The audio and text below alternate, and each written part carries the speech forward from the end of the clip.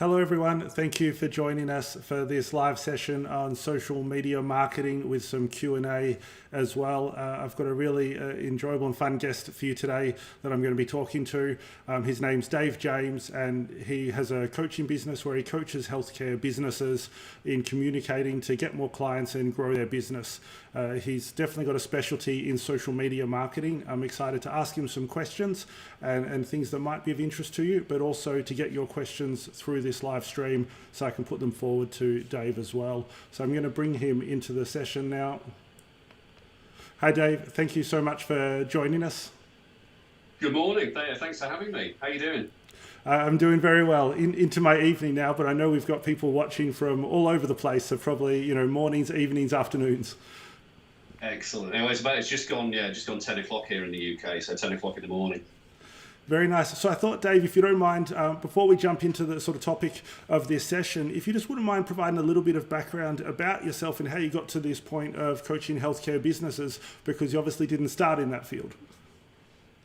Yeah, no, it's been a bit of a journey. I've been in healthcare 25 years, and I actually started off working in the care field, so actually just caring for people generally. I then went down. Sorry, I'm just being just. See, this is the live thing, isn't it? Got my youngest come in. Hello. Yeah, can you? Mrs. Froston needs one of my parents to come in Cool. and get in. Mommy's downstairs, though. You got no chat with Mommy. I think this is almost a must-have in a live session these days. It's great, and I didn't even have to drag him out. So he's just having his baritone lesson. So anyway, yeah, sorry, we'll come back to him later. He's brilliant, he's gorgeous, that little one. So yeah, 25 years I've been in healthcare. So I started off working in the care field, so nursing home work, doing all the usual kind of basic care stuff for people, and loved it. Really, really enjoyed it. And then trained to be a nurse. Followed my mom, who was a nurse, into the nursing field, and ended up working in A&E for about 3 years. And it was only at that point when I wanted to change and we were looking at starting a family that I wanted a more family-friendly career, and that's when I looked at podiatry. And just to kind of stick the little bit of podiatry stuff in there, that I have spina bifida and a club foot, and because of that I'd had podiatry treatment as a 20-year-old for a foot ulcer. So I was already aware of what podiatry could do. And when I was looking for it to move into a different field, the fact that I'd had podiatry and podiatry was there kind of came together. It was a real kind of symbiotic relationship, and it was a great one to go into. And then retrained to be a podiatrist, qualified in 2007, and worked in both the National Health Service up until 2015 as a band 6 to band 7, so sort of junior management and working in clinics and running a few services. And set up my own business in 2010, which I sold in 2018, realizing that I wanted to then move more into the coaching and mentoring route. And a lot of the reason for that is because I'd started doing my own social media, and I'd really gone from having a very kind of bog standard social media, which is, please come and look at my website updates. I'm fully insured and qualified. I can help you with your foot problems, to actually something which was very different. And I got a lot more interest on it and realized that actually people needed help doing the stuff that I was doing. What I felt maybe was easy to do, for a lot of people wasn't. And that's kind of how the word at the moment with COVID land is pivot, isn't it? I kind of pivoted my entire outlook and started to look at coaching and mentoring instead. And it coincided quite closely with me having a lot of coaching and mentoring and going through a lot of personal development as well. So I suppose in a nutshell, that's kind of how I ended up from working in a nursing home to doing what I'm doing now. And obviously I gave a brief description of what you're doing at the moment, but I assume you do better. What is it that your coaching business focuses on? What sort of things are you helping people, healthcare businesses with right now? Probably if we want to simplify it to something, it's helping people to stand out. Healthcare is one of these weird places where professionalism tends to rule. Everyone wants to be seen as professional, and because of that, personality gets pushed out. And for me, one of the biggest things about healthcare people is that, and the secret ingredient in anything they do is their personality. Nobody else can do that, but we seem to kind of keep it down. So what I'm really interested in really focusing on doing is actually giving people the permission to be themselves within their business, and to use what I always term as a superpower to help them attract their ideal clients.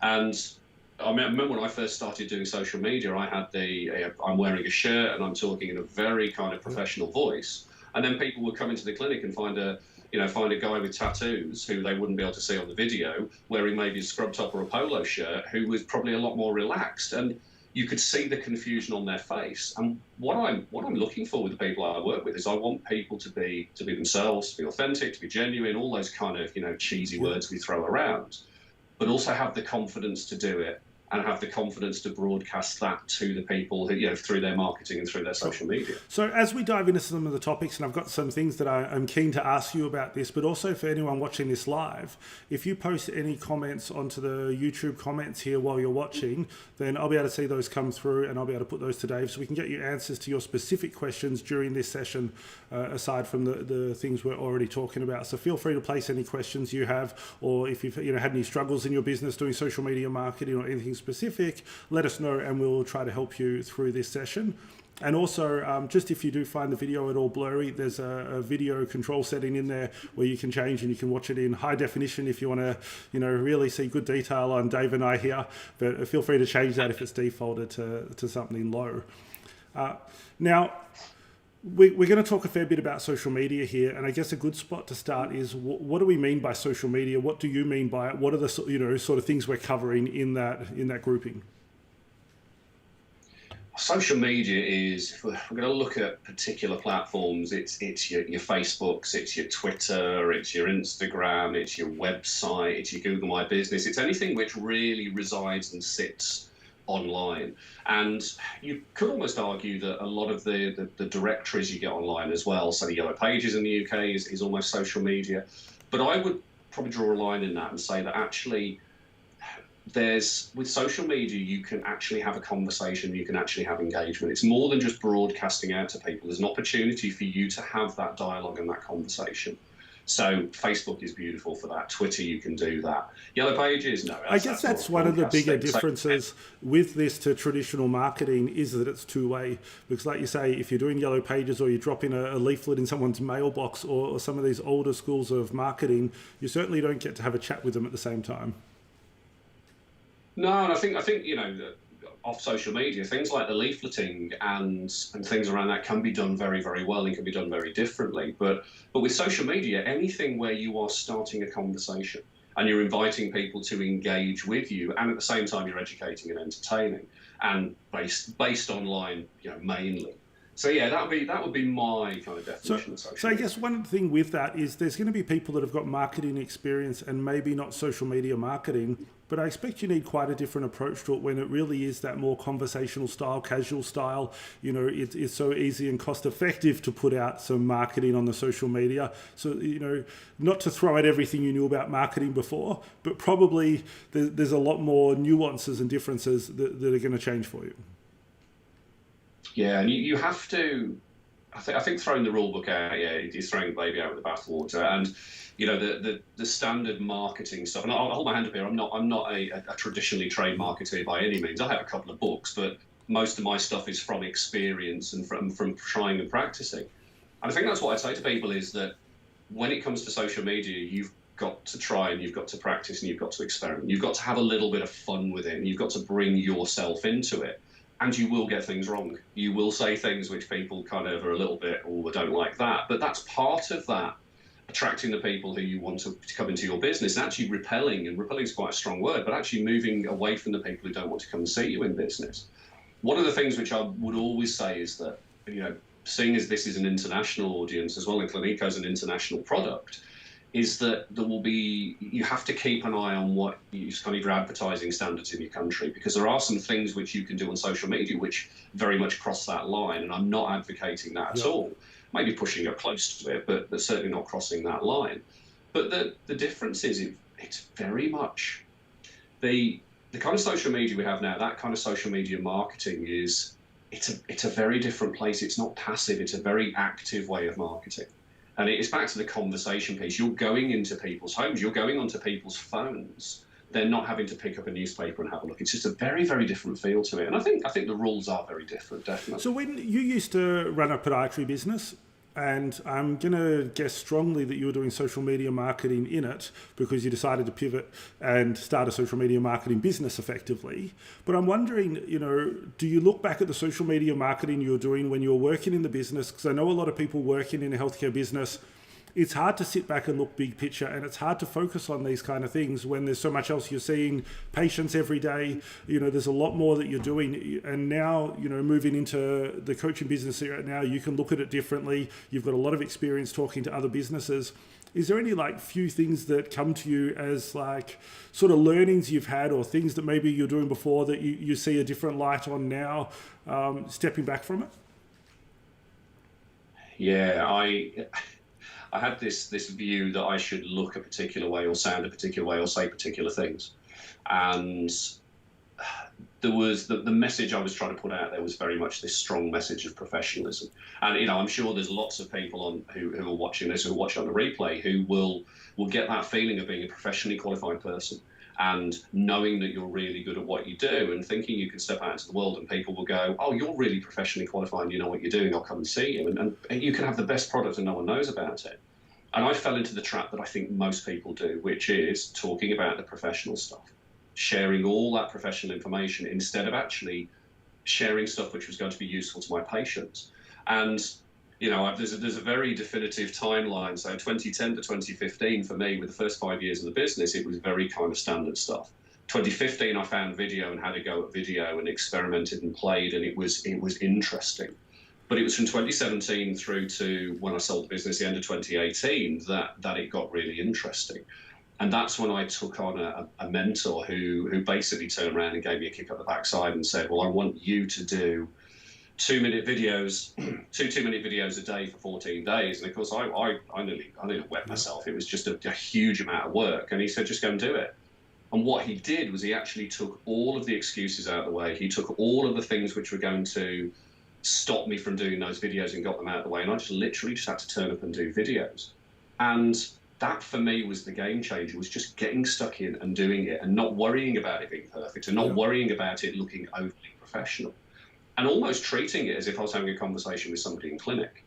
And that for me was a huge game changer. And what also was great from that is that suddenly I got engagement. People became interested in what I was talking about because it was something different to what other people were doing. So it's that's probably the biggest learning for me is just have a go and do it and don't worry about it. Something you touch on there, and I know it's something that we strive for a lot with Cliniko as well, is you talk about you don't need to be so professional. And I think that it's a really important one, and especially on the social media platforms, that they want to, you want to come across and you want to be sincere and you want authenticity in what you do. And also, in the end, you kind of are who you are. And if you've got to pretend to be someone else to promote, that's not really going to work out for you long term when, like you say, they then turn up and see who you really are anyway, and there's going to be a disconnect, and that can, lead to more of that feeling of inauthenticity. So I think that, really being yourself rather than striving to be a fake professional version of yourself is a great tip. But I also think that they shouldn't be mistaken with quality. So just because you're not being professional per se doesn't mean you can't do a good quality thing, doesn't mean you can't do a few takes, you can't record it well, whatever it is that you're doing. There's a difference between sort of the quality of what you're doing and the, whether you're sort of putting on an artificial professional face. Yeah, absolutely. And I think what I would always say about professionalism is that, everyone who is watching this is a professional. That goes without saying. That is at the core of what you do. It is untouchable. It is wrapped up in whatever strong, unbreakable material you want it to be. And no one can take that away from you. And don't think for a moment that by being yourself on social media, you're not being professional. You are just being a very unique and individual version of your professional self. And that's where it's very powerful. But the great thing about quality is that I do a bit of photography and one of the kind of paraphrase this and get it completely wrong, but it's somebody asks what's the best camera, and the best camera is always the one which you've got with you. It doesn't matter whether it's got millions of megapixels or it's a camera on a phone. It's the one you've got with you to capture that moment. And I would always say the best social media that you can have is the social media that you put out there.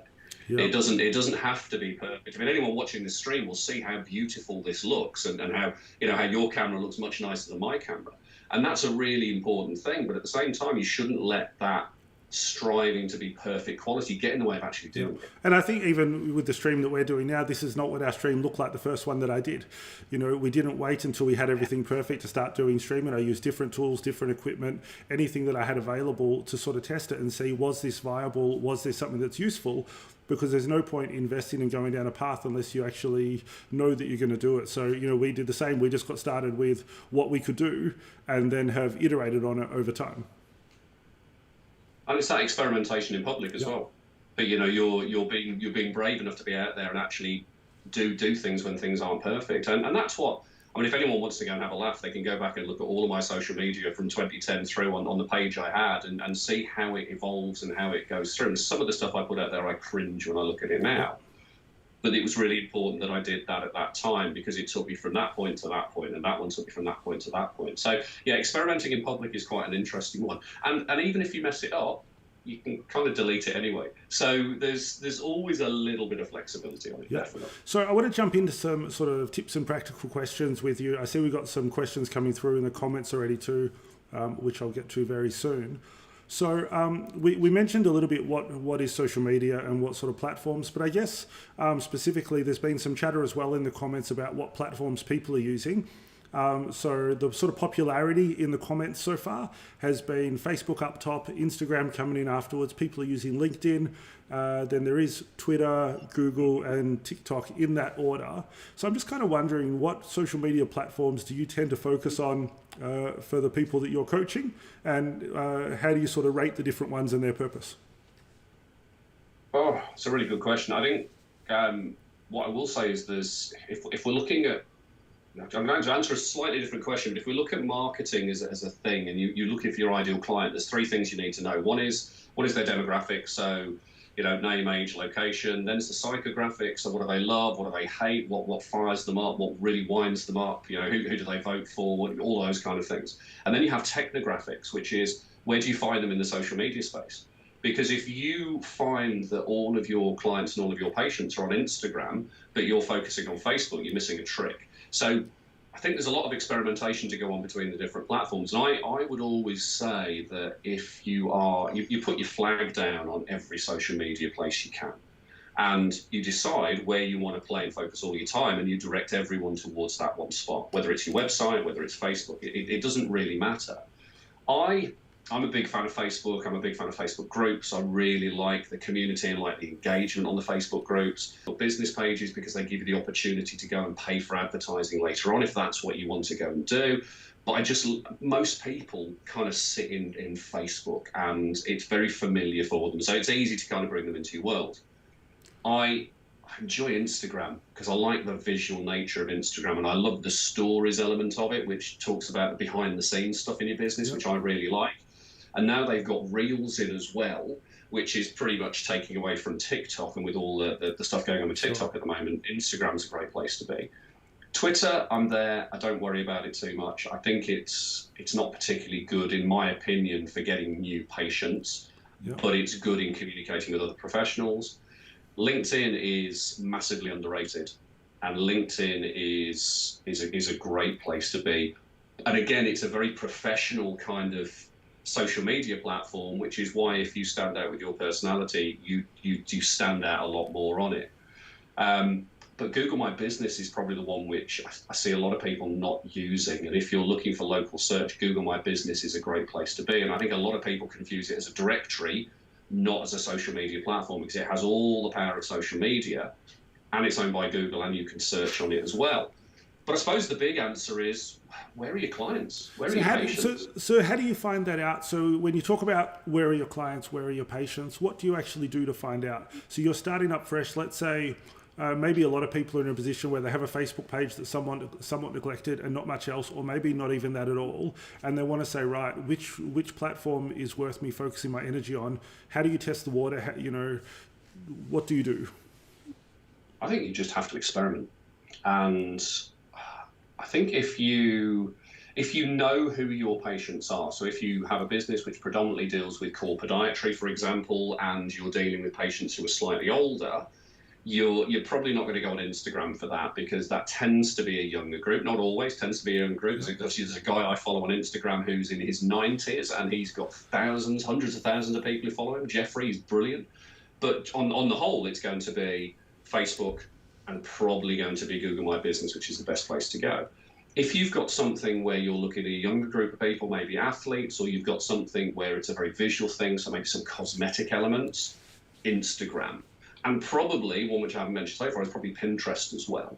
Although Pinterest is not my speciality by any means, but I know some people get some amazing results on Pinterest as well because of the very visual element. If you're looking for community, and if you have a product which has a community element to it, then Facebook is a great place to go to create community.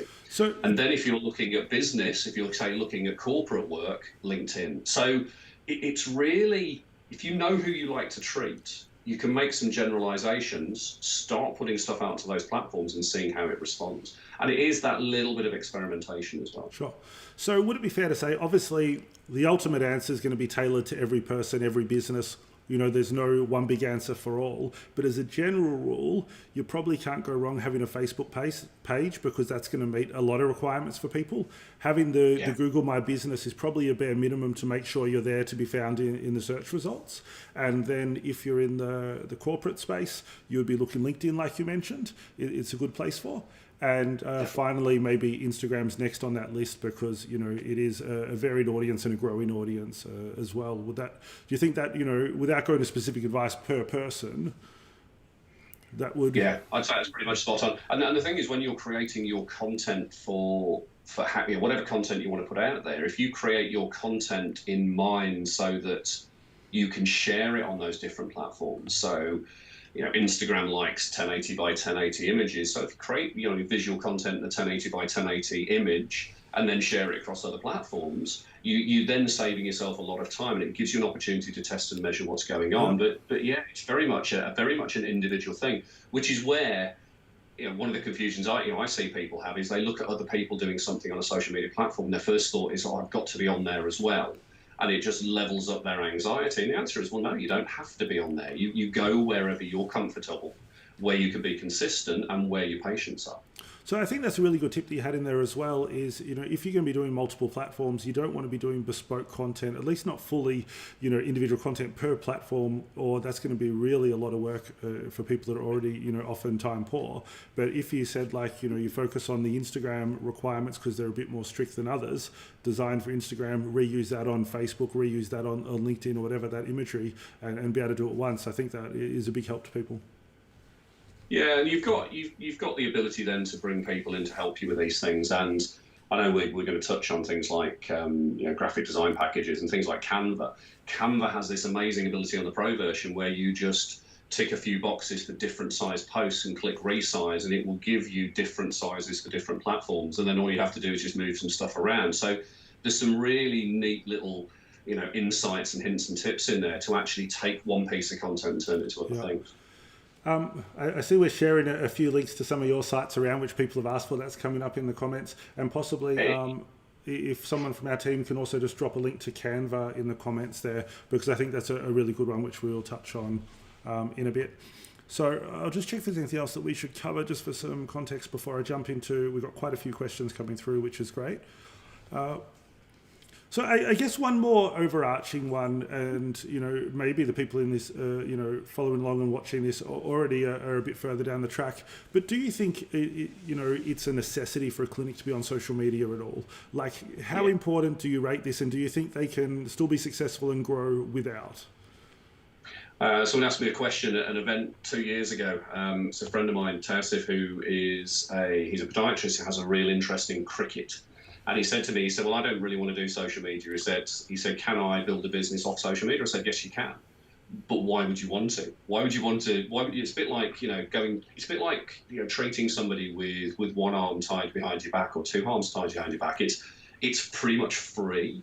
It's there, it's available, it's got reach. Everyone's got access to these things pretty much across the whole globe in their pocket. So I think you're handicapping yourself if you don't use it. one of the other things a lot of people talk to me about is, well, I get lots of word of mouth stuff, and it's like, well, word of mouth is brilliant, but actually the social media is your modern word of mouth. Your testimonials, your reviews, that is the word of mouth, and it's all digital, and it has a much, much greater reach. I think any clinic now should be on social media, or any business should be on social media, because you're not building for today. You're building for 2025 and 2030, and you might even be building for selling your practice further down the line. And you want to have as much kind of marketing collateral, as much footfall through, as many eyes on your business as possible, so it has more value further down the line. Yeah. I think, definitely we've seen that at Cliniko ourselves. So I personally am not a big social media user, but we certainly have a presence on Facebook, have a presence, Twitter, Instagram, LinkedIn. We've done these places. And even though we've even set up our own community site for Cliniko, we get far more engagement in these social media channels than we do on our own.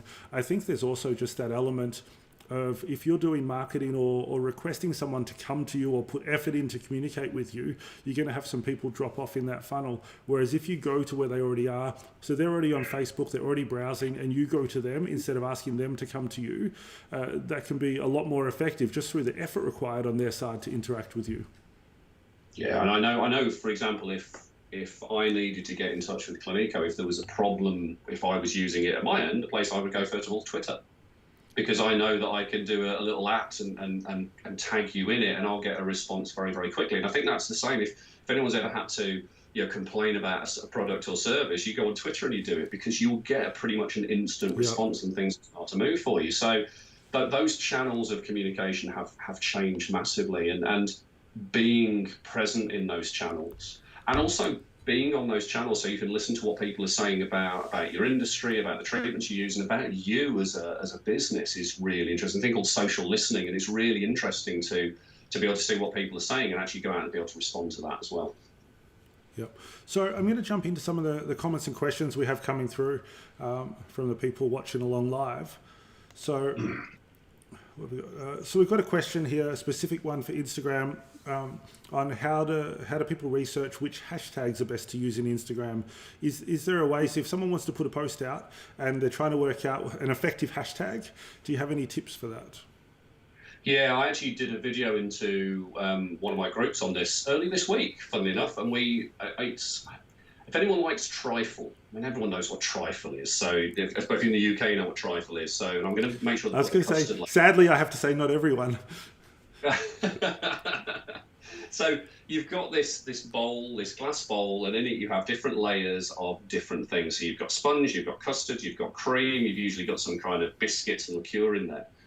And what happens is, as you put the bottom layer in, and once you put the bottom layer in, you can then move up to the next layer, and that next layer means you can move up to the next layer. So it's like a ladder almost up the trifle. So what you do with your hashtags is you first of all start off with hashtags which only have up to 1,000 people in kind of using that hashtag.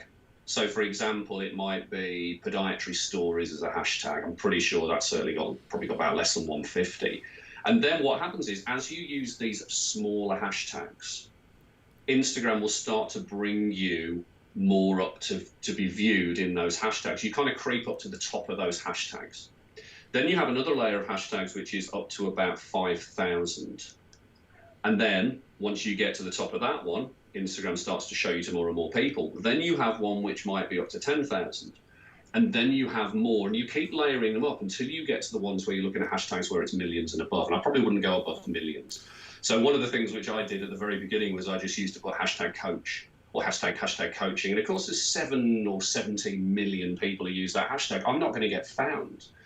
So you layer up your hashtags depending on what kind of eyes you want on your product. But I would say 5 hashtags at the lower end, 3 or 4 on each of those layers going up, and really go to town and search on those hashtags.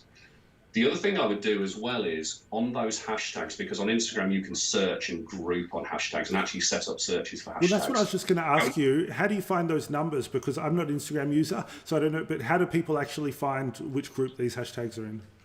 So there is a beautiful little thing at the bottom. It's like a magnifying glass. And when you click on there on the app, you can then just type in a term, and you've got different tabs, and one of those tabs is for tags. Okay. And you go and press on there, and it will give you all the hashtags, and it gives you the numbers next to the hashtags as well. Perfect.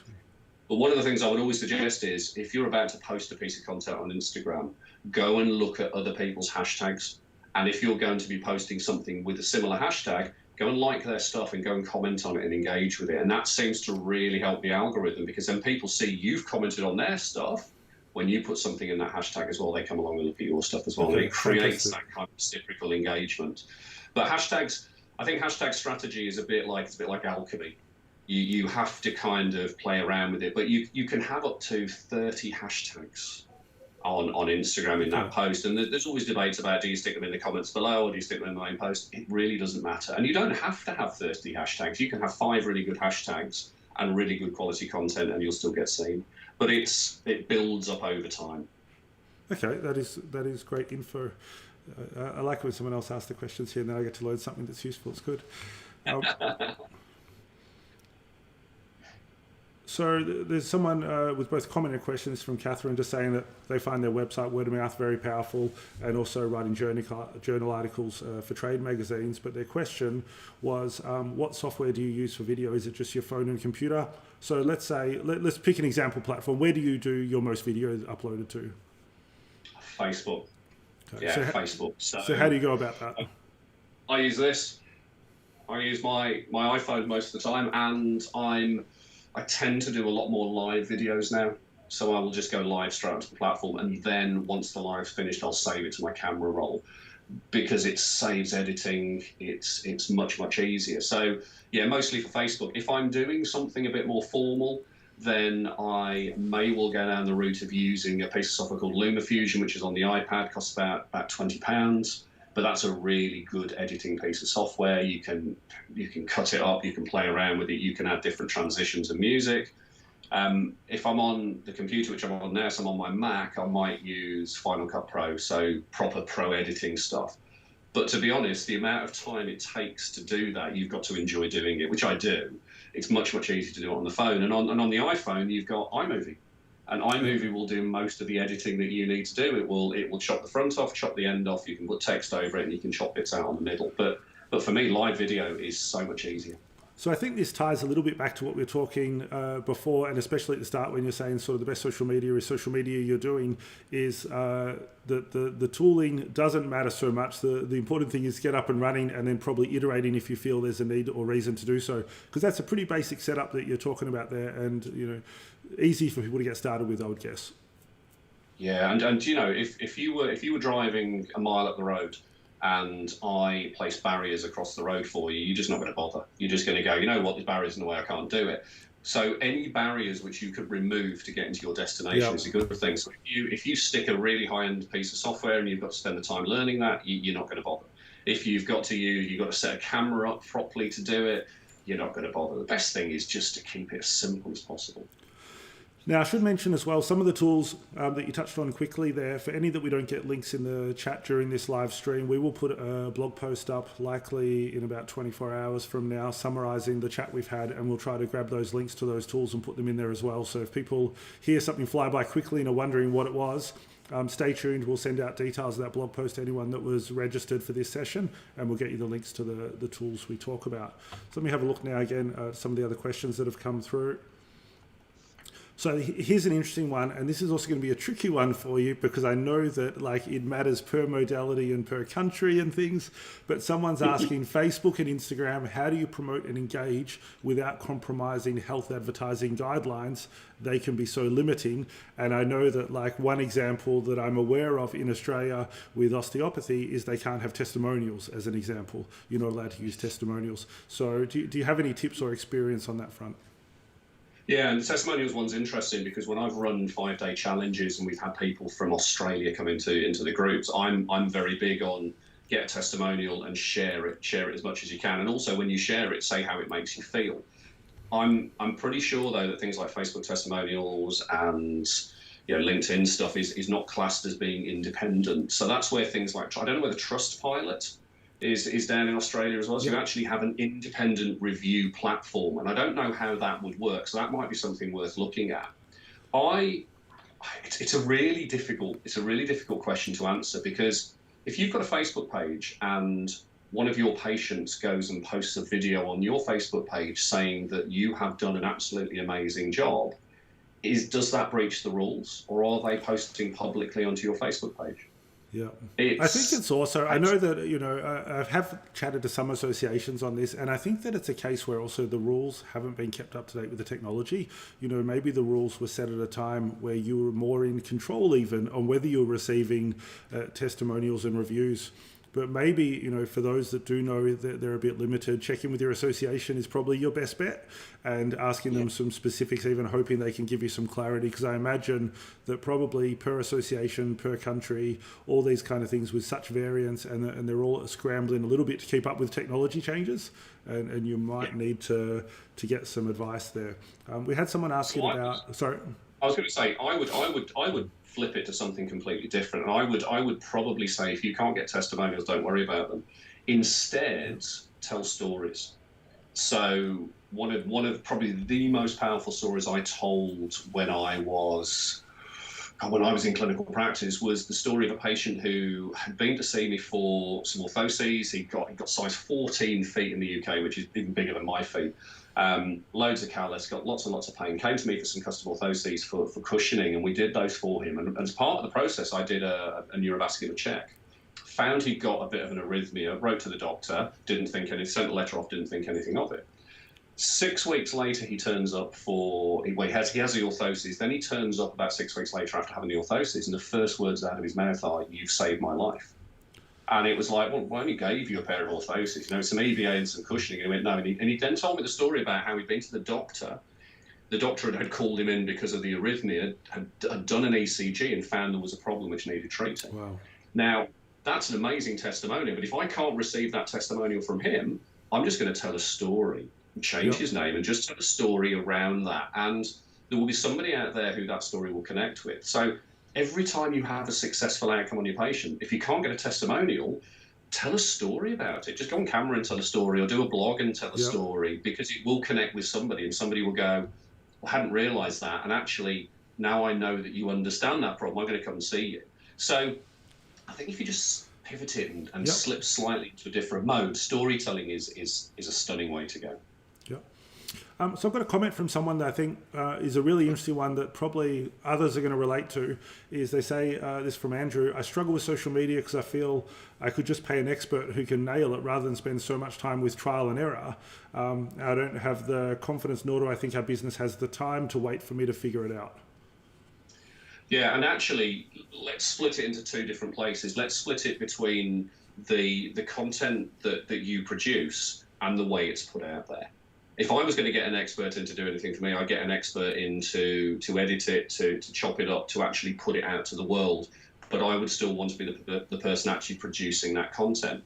And if you can find, if copywriting or having written blogs is the way you want to go, and you can find a copywriter with health experience who can find your voice, then it's brilliant. But no one can perfect your voice. Yeah. So I think if you're thinking you've got to do everything from content production to distribution, just decide you're going to get someone else to distribute it, but then work with someone who can actually help you to bring that actual content out. And that's one of the things which I do with people is that we sit down for an hour and we talk about stuff, and out of that will come months worth of content, because people don't realize that the stuff they have in their brain is actually content which will make a big difference on social media. So maybe split the two apart. I see an interesting comment here from Kate as well, who said, we used to have a professional do it for us, but we get so much more engagement when we do our own.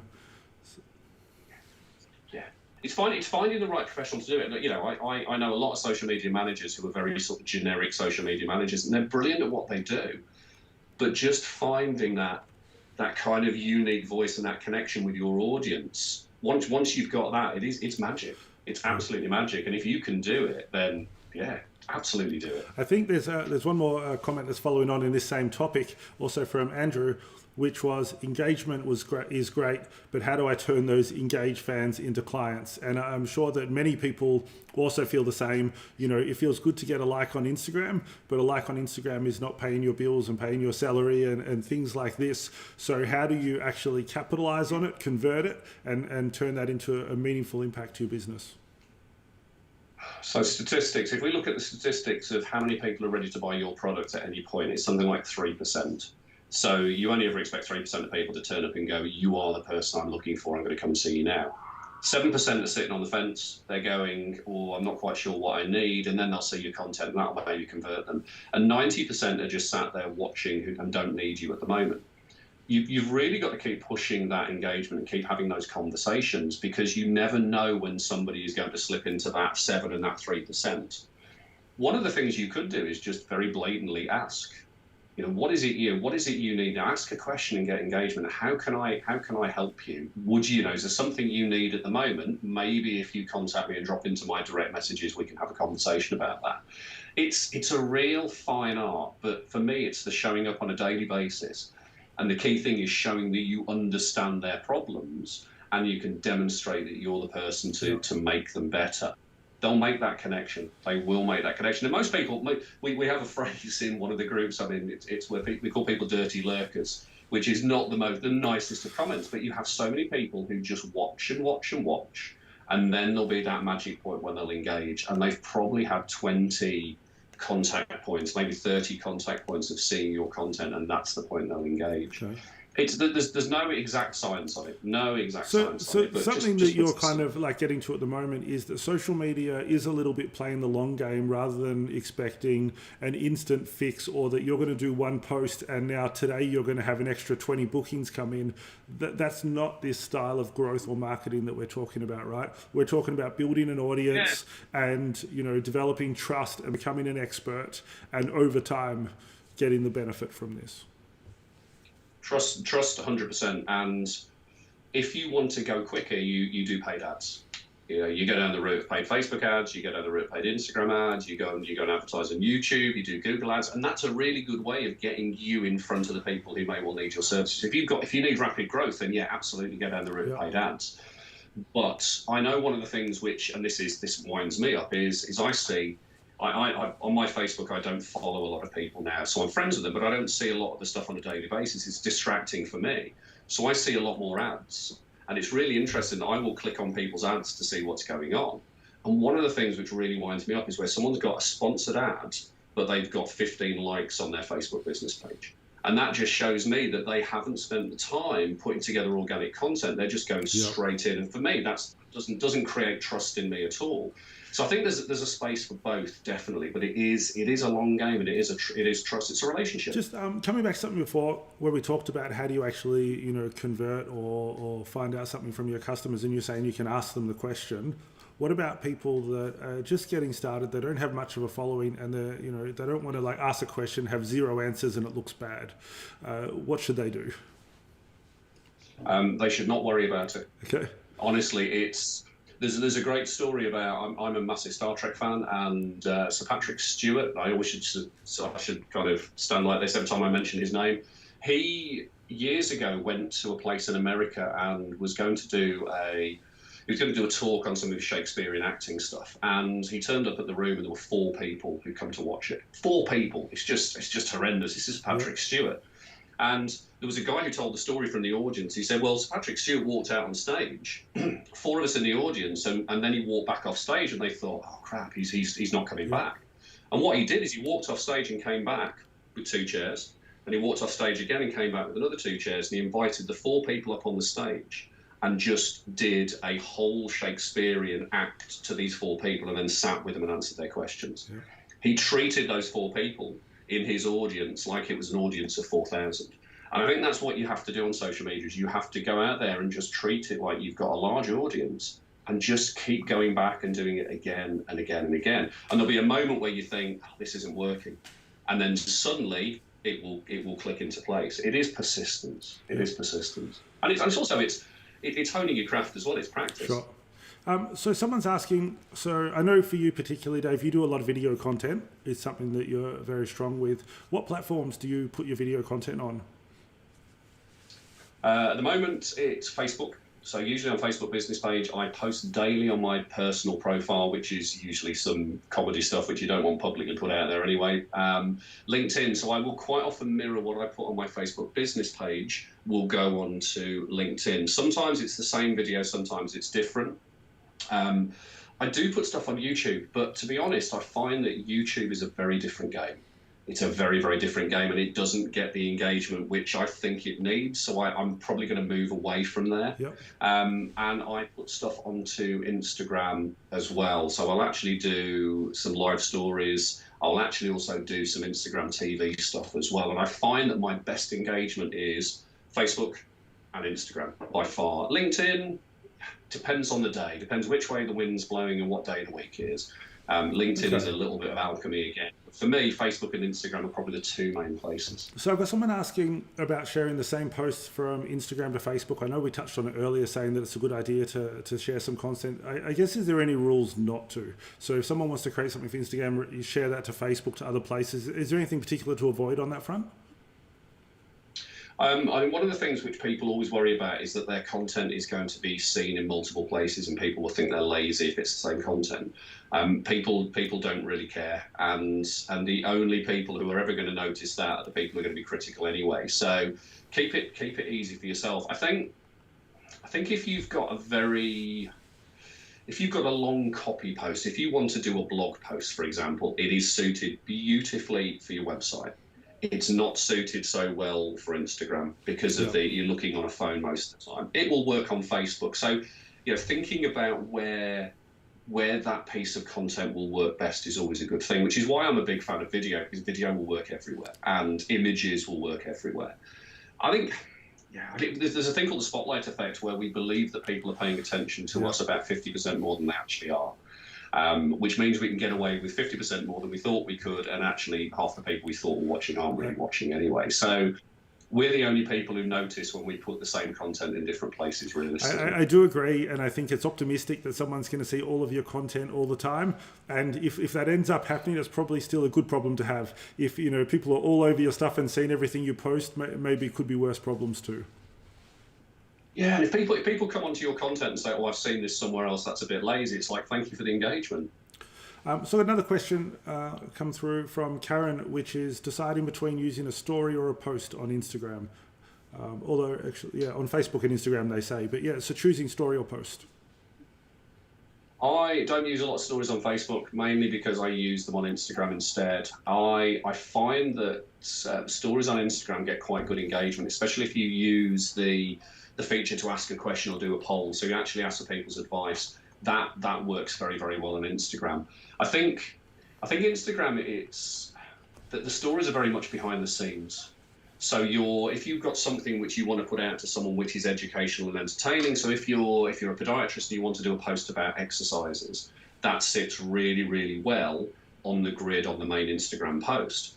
But if you want to do a behind the scenes one of, this is us filming the new the videos which have just gone up, that works really, really well in stories.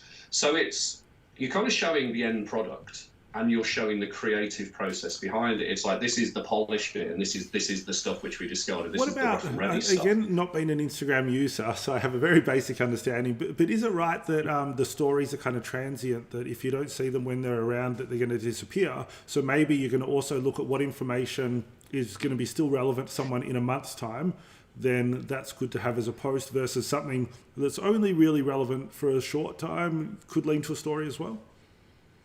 So Instagram stories 24 hours, but what you can do with an Instagram story is you can actually save them as part of a collection. Okay. So on my Instagram, I've shared some testimonials as part of stories, and what I do is that I will also collect those into a collection underneath. So if you have a series of story videos or posts which are really interesting about a particular subject, you save them to a collection. People can then look, and they sit on the top of Instagram, so you can actually go back and go to those at a different time as well. So some of the things you want to be transient. Some of the things it's almost like if you had your favorite series on Netflix and they told you could only watch it next week, you would make the time to watch it. You would make it a priority to watch it if it meant that much to you. So there's a scarcity element which is always quite enticing. Questions come through IGTV. I don't know anything about this. Is this Instagram TV? Is there something else? They're asking, has it been mentioned? Is it worth it? Yeah, absolutely. And IGTV is really good because you can have longer videos than you can on the main Instagram wall, but you can also have it posted to the Instagram wall as well. I find that I get much more engagement off Instagram TV. Okay. It's a very, very good platform. It hasn't taken off, I think, in the same way as a lot of the other platforms. I don't think it's taken off quite as much as Watch has on Facebook because of the number of people looking at it. But yeah, if you're doing video content, it's definitely worth getting on IGTV. It's very, very simple thing to do, and actually it'll get you some good engagement. Now, something that was very important that we discussed earlier on, and I didn't know much about it, but I have some people from our team that helped me and grabbed the comments and are giving me some info, and I've received a picture of trifle, and it looks fantastic. So like I said earlier on, I didn't know what this is. That looks delicious.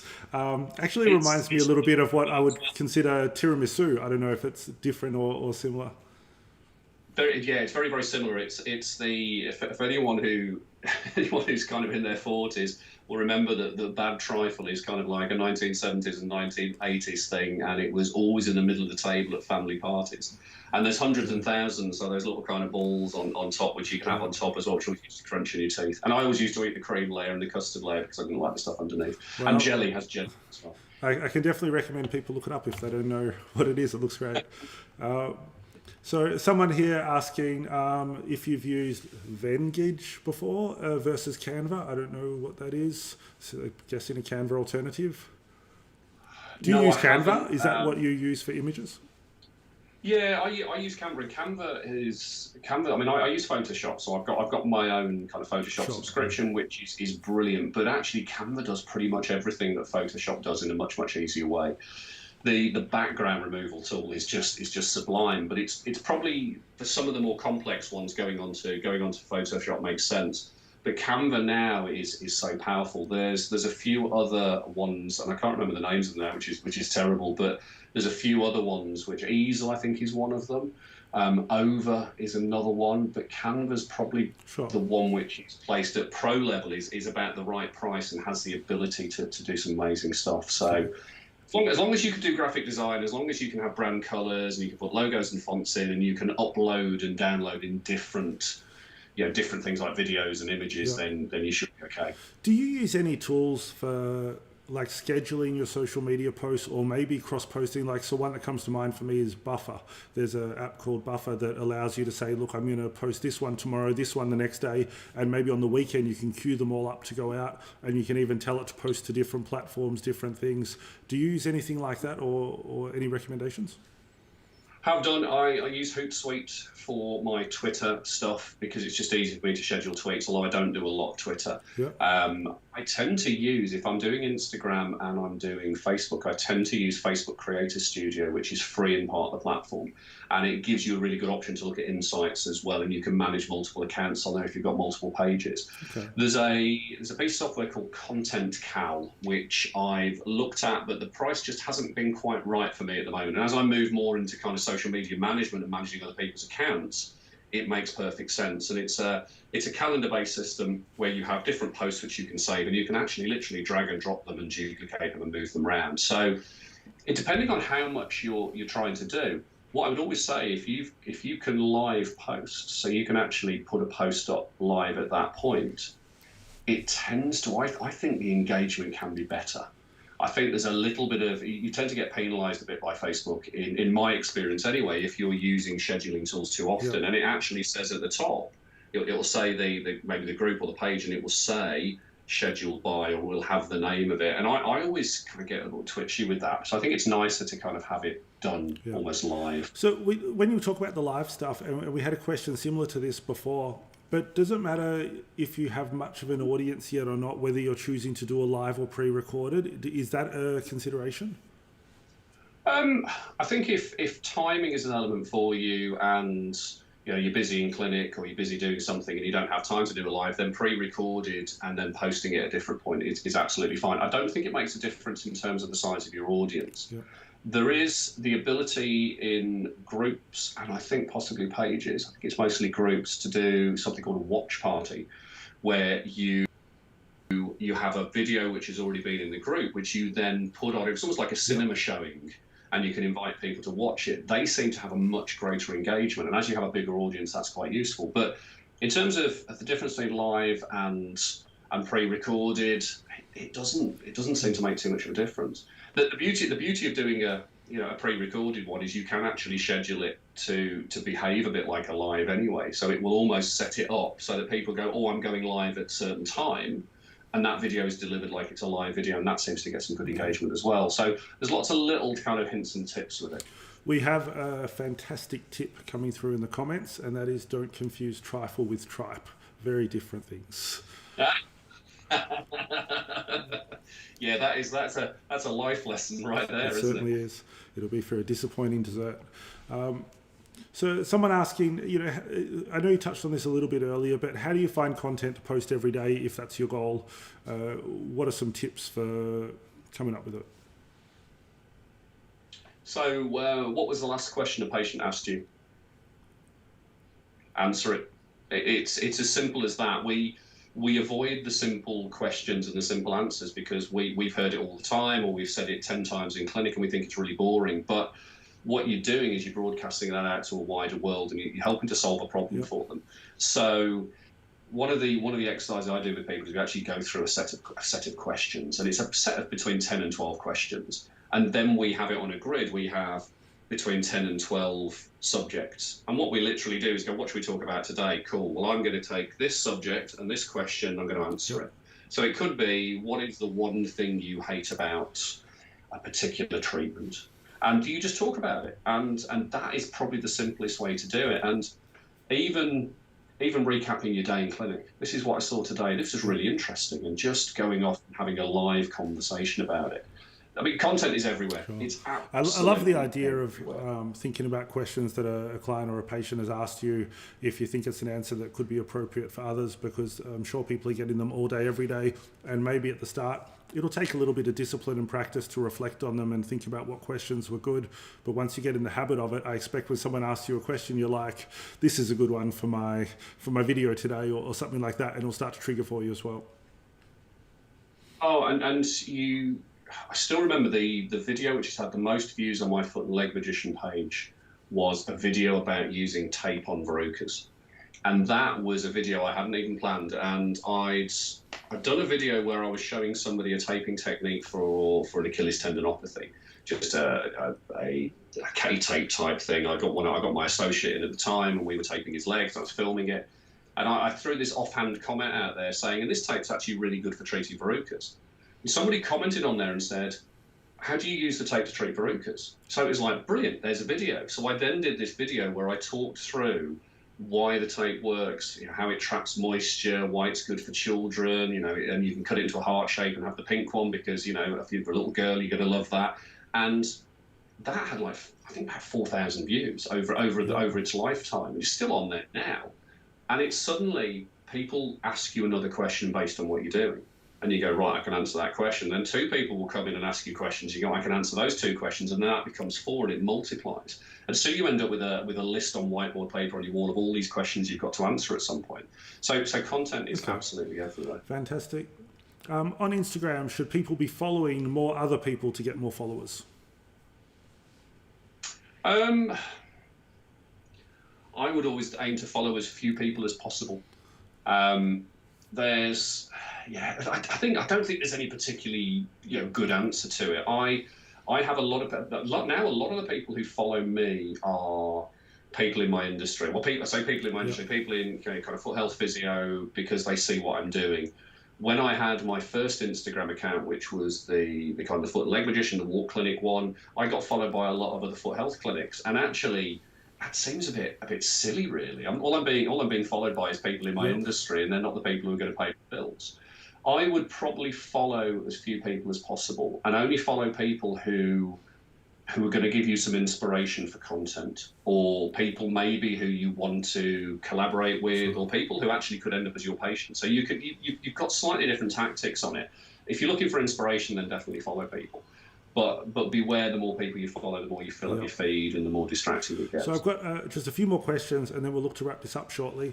What about dealing with criticism or negativity on your social media? So you get out there, you're starting to broadcast, and you get some comments on there that are less desirable. Embrace it. If you got haters, it means more people love you. I had a podiatrist comment on one of my foot and leg magician posts because I call myself the foot and leg magician, which is probably about as cocky as you can get, really. And you know, I didn't do anything which was magical at all, but maybe it looked like magic. And I did this video, and a podiatrist came and commented on it and said, he's not a magician, he's a twat. And that kind of, at the time I was like, what? Because I'm used to getting nice comments. So you will get some kind of negative comments. And what I would always do is if you feel you can engage with them. Go back and just have a conversation with them. I always thank people for their comments if they're negative. So I really appreciate you taking the time to comment, thank you, and see whether it goes somewhere. If it's really quite offensive, or if it's something which you don't want on there, delete it and block them. Just don't give them any time. They're not your ideal client. They're not going to pay you money. They're not going to come into your business. I think if we kind of slip that sideways and we talk about what about negative reviews, then that's a very, very different thing to deal with. But again, you embrace that and you very openly deal with it in a public forum. There'll be some things you'll have to take offline, you have to take privately, but what you do is you go through the whole acknowledge their complaint publicly. Sorry to hear you're having this problem.